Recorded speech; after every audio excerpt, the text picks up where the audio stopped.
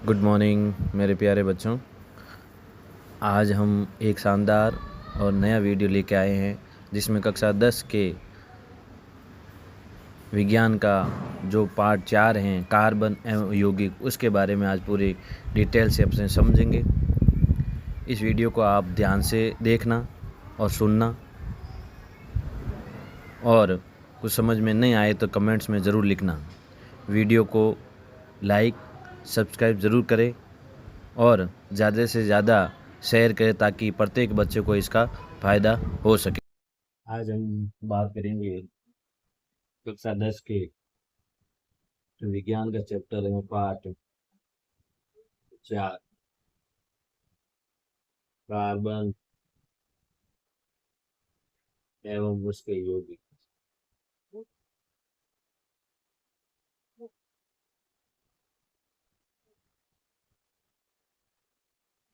सबसे पहले बात करते हैं कार्बन की।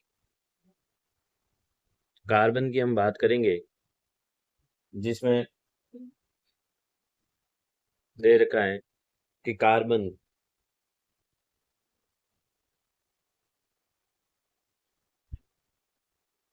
कार्बन जिसको हम सी से लिखते, ये आवर्त सारणी में जो वैज्ञानिकों ने यौगिकों की तत्वों की आवर्त सारणी बनाई है, इन तत्वों की आवर्त सारणी में कार्बन 6 नंबर पे 6 नंबर पे आता है। इसका मतलब है कि जब इसका इलेक्ट्रॉनिक सूत्र लिखेंगे तो 2 और 4। इसका प्रथम जो कोष है वो पूर्ण रूप से भरा हुआ है, और दूसरा जो कोष है वह आधा है। जो अपन सूत्र लिखते हैं 2, 8, 8, 16 और 32, ये तो इसके अनुसार इसमें 4 और कम है। जो कोष होते हैं अपन ने, इसके 4 ऐसे कक्ष होते हैं, के, एल, एम और लास्ट वाला एन। तो के में अधिकतम 2 इलेक्ट्रॉन, के में अधिकतम 2 इलेक्ट्रॉन, मतलब 2 से ज्यादा इसमें इलेक्ट्रॉन आ ही नहीं सकते।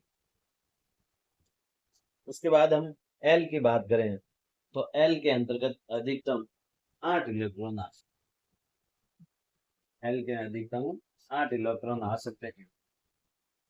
तो 8 से ज्यादा होते ही इलेक्ट्रॉन दूसरे कक्ष में, तो हम 2 की अभी बात करेंगे, 2 और 8। तो कार्बन 6 पे आता है, तो इसमें 2 और 4 भरे जाए, मतलब 4 इलेक्ट्रॉन इसमें कम है। तो 4 इलेक्ट्रॉन कम होने से इसकी सजीवता कितनी हो जाएगी, या तो +4 हो जाएगी या -4। ये 4 इलेक्ट्रॉन या तो किसी से ले लेगा या 4 इलेक्ट्रॉन दे देगा।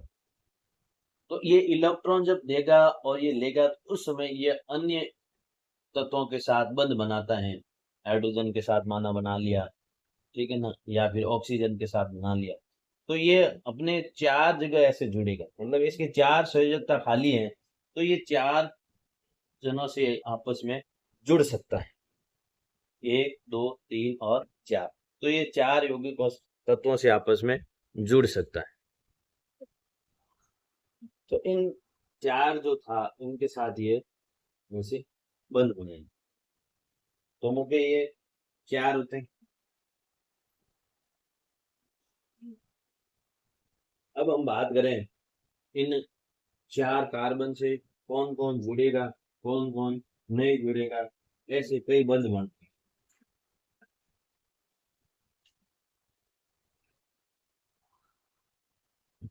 है ना। तो ये कार्बन, माना कि ये कार्बन 4 हाइड्रोजन के साथ जुड़ गया,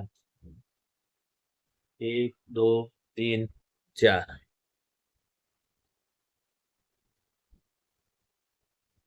4 हाइड्रोजन के साथ जुड़ने से 2, 3 और 4, ये बन जाएगा सूत्र CH4। किसका बनेगा, NH।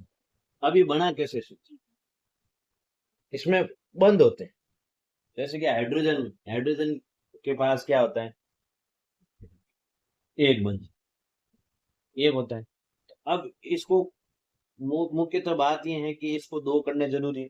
तो ये इलेक्ट्रॉन ए किसी से लेगा, यानी किसी के साथ जुड़ेगा तो ये इलेक्ट्रॉन लेगा, तो इसके क्या हो जाएगा, 2 हो जाएगा।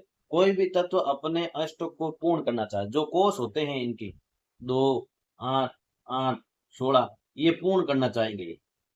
ऐसे नहीं है कि 2 हैं, 4 हैं तो क्या मेरे को 2 ही ठीक है, ऐसे नहीं, 4 ही ठीक है, ऐसे नहीं। ये 4 किसी से इलेक्ट्रॉन लेगा या फिर 4 इलेक्ट्रॉन किसी को देगा। तो उसी प्रकार ये बात चली थी। अब हम बात करें आगे कि ये हाइड्रोजन जो है वो कौन कौन से बंध बनाएगा। तो हम बात करते हैं आगे हाइड्रोजन की। सबसे पहले बात आती है बंध, एकल बंध, द्विबंध कैसे होते हैं। तो सबसे पहले बात आती है कार्बन में एकल बंध। एकल बंध कैसे, जैसे कि एकल बंध का मतलब होता है ये हाइड्रोजन के साथ जुड़ा ये एक बंध। तो एक बंध कैसे बना, तो उसके लिए जैसे कि सूत्र होता है ये हाइड्रोजन, क्या सूत्र है, हाइड्रोजन H2 अणु। जब एक हाइड्रोजन होता है इसको अपन कहते हैं परमाणु। जब दो हाइड्रोजन ऐसे जुड़ेंगे तब क्या बनेगा, अणु। तो जैसे H2 लिखेंगे तो ये क्या बन गया, अणु। अब ये H2 बना कैसे, तो इसके अंतर्गत 2 हाइड्रोजन, कितने, 2। सबसे पहले ऐसे हाइड्रोजन पर 1 और 2। अब इनके पास एक एक इलेक्ट्रॉन है, कितने इलेक्ट्रॉन है, इसके पास एक इलेक्ट्रॉन है और इसके पास भी एक इलेक्ट्रॉन। अब हाइड्रोजन को अपना अष्टक पूर्ण करने के लिए कितने इलेक्ट्रॉन की आवश्यकता है, एक तो है ये, एक इसको किसी और से लेने पड़ेंगे और अपन को 2 करने पड़ेंगे। अष्टक कितने करने पड़ेंगे, 2। तो अब ये क्या करेगा, 2 हाइड्रोजन जुड़े, ये हाइड्रोजन इस हाइड्रोजन का एक इलेक्ट्रॉन अपने साथ ले लेगा और ये भी हाइड्रोजन इस हाइड्रोजन से अपना एक इलेक्ट्रॉन अपने साथ ले लेगा। इस प्रकार ये जो इलेक्ट्रॉन बंध है ये है ना, ये हाइड्रोजन, इसका बंध और इसका बंध, ये है। एक बंध तो ये बन गया, इसके 2 हो गए और ये इसके, तो ये जो 2 इलेक्ट्रॉन है ये, तो इन 2 इलेक्ट्रॉन के कारण इस हाइड्रोजन की भी क्या हो जाएगी, सजीवता पूर्ण हो जाएगी। इसके कोष में भी 2 इलेक्ट्रॉन हो जाएंगे, इसके कोष में भी 2 इलेक्ट्रॉन हो जाएंगे।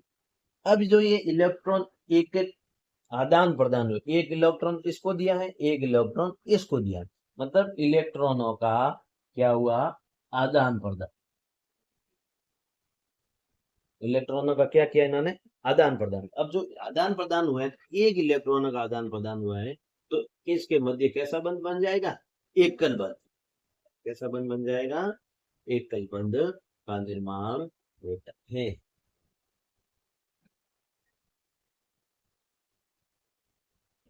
अब हम बात करें दूसरी, ऑक्सीजन की। ऑक्सीजन के अंतर्गत जैसे अपन लिखते हैं O2, क्या लिखते हैं, O2।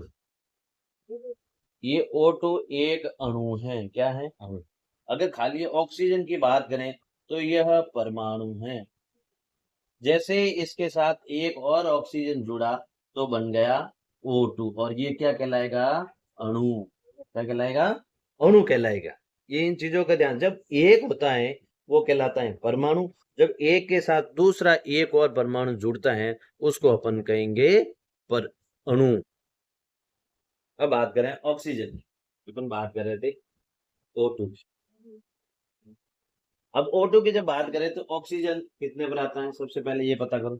ऑक्सीजन आता है 8, कितने पर आता है, ऑक्सीजन 8 पे आता है।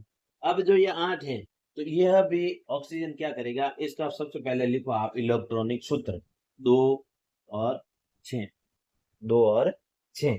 अब जो ये 6 है, अब इसको 8 करने के लिए कितने इलेक्ट्रॉन की जरूरत पड़ेगी, इसको 8 करने के लिए 2 इलेक्ट्रॉनों की जरूरत पड़ती है, क्योंकि इसका पहला कोष तो पूर्ण भरा हुआ।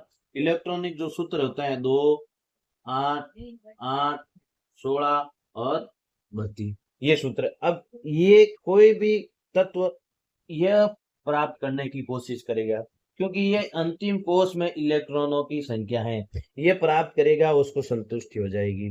कोई भी, क्योंकि जितना इसको चाहिए उतना उसके पास होना चाहिए, तो इसके लिए ये 2 तो हो गए, अब हो गए 6। 6 के लिए आपस में कितने इलेक्ट्रॉनों की जरूरत है? 2 इलेक्ट्रॉनों की जरूरत है। तो 2 इलेक्ट्रॉन ये किसी से लेगा।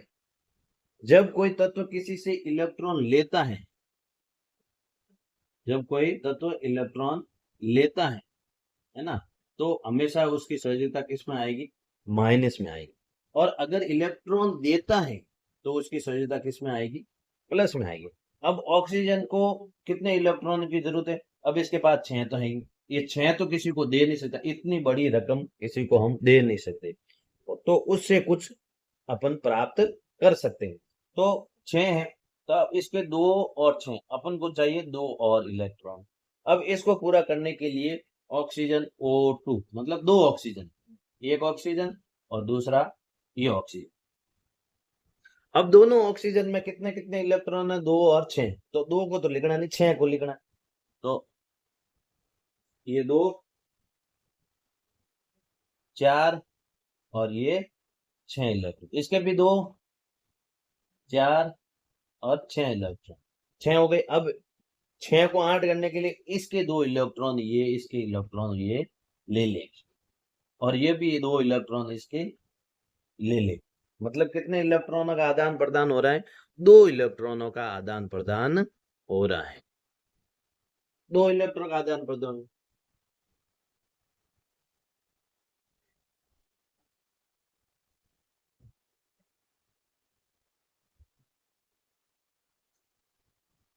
यस। अब ये जैसे ही ये 2 इलेक्ट्रॉन इसके लेंगे, इसके कितने हो गए? 8। और इसके कितने हो गए? 8।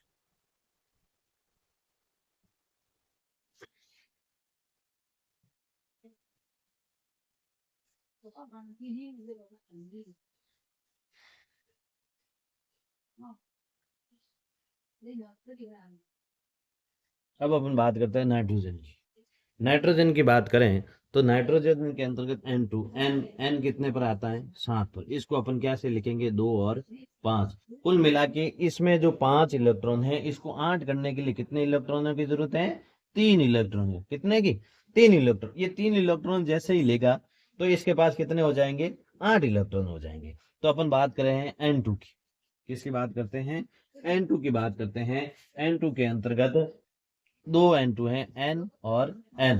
तो N के अंतिम कोश में कितने इलेक्ट्रॉन है? 5 इलेक्ट्रॉन। 1 2 3 इलेक्ट्रॉन, 4 और 5। इधर भी नाइट्रोजन ले लेते हैं, 1 और 2, 1 2 और 3 इलेक्ट्रॉन। कुल मिला के कितने हो गए? 5 5 इलेक्ट्रॉन हो गए। अब इसको 8 करने के लिए क्या करेगा? 3 इलेक्ट्रॉन इसके ले लेगा, और इसको 8 करने के लिए 3 इलेक्ट्रॉन इसके ले लेगा। कुल मिला के नाइट्रोजन इसके पास कितने हो गए? 8 इलेक्ट्रॉन हो गए हैं, और इसके पास भी कितने हो गए? 8 इलेक्ट्रॉन हो गए।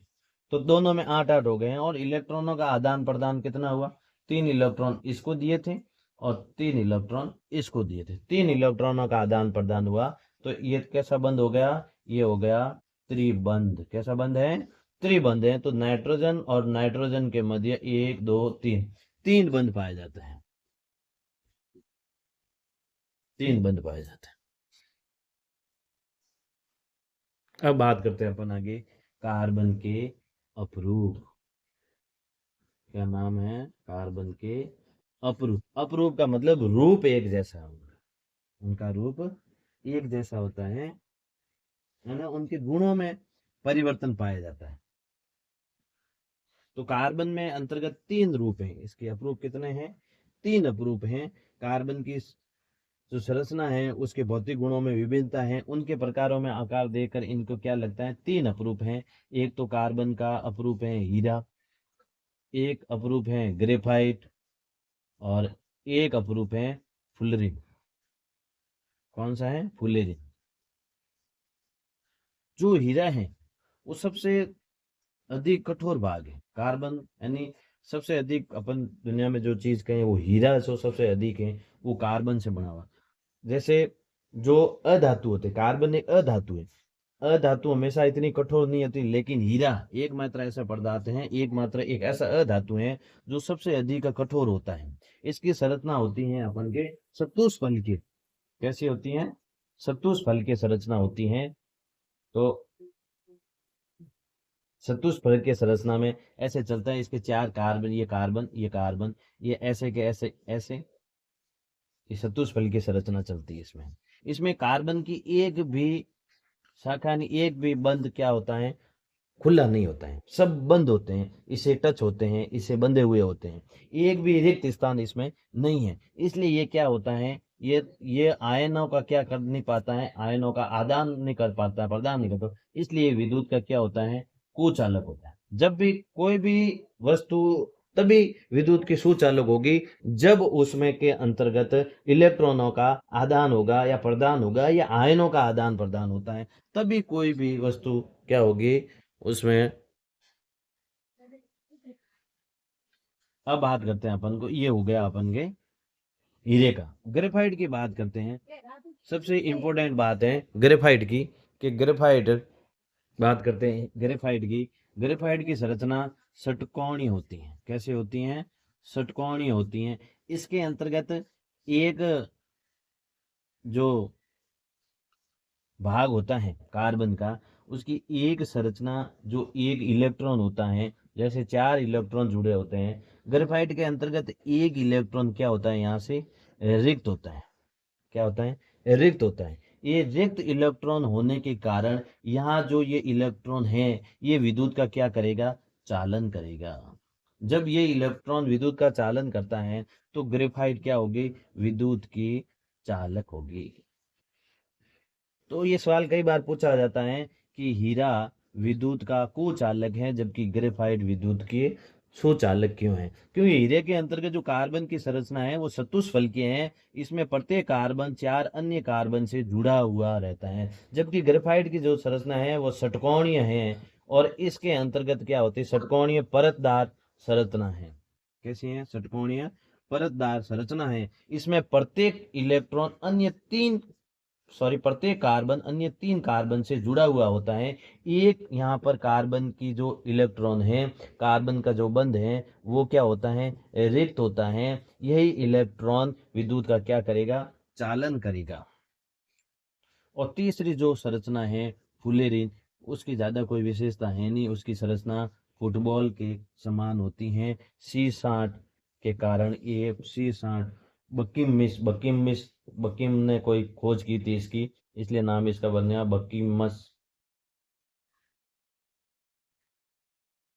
बकमिस फुलेरिन। इस प्रकार कार्बन के 3 अपरूप हैं। इनकी क्या होती है, भौतिक गुण भिन्न भिन्न होते हैं, इनकी रासायनिक गुण एक समान होते हैं। तो ये अपरूप हो गए हैं। इनके रूप जो है ना वो बता दिए गए, कार्बन के 3 अपरूप। आज हम इतना ही करेंगे। कल अपन पाठ पढ़ेंगे आगे कार्बन की प्रवृत्ति।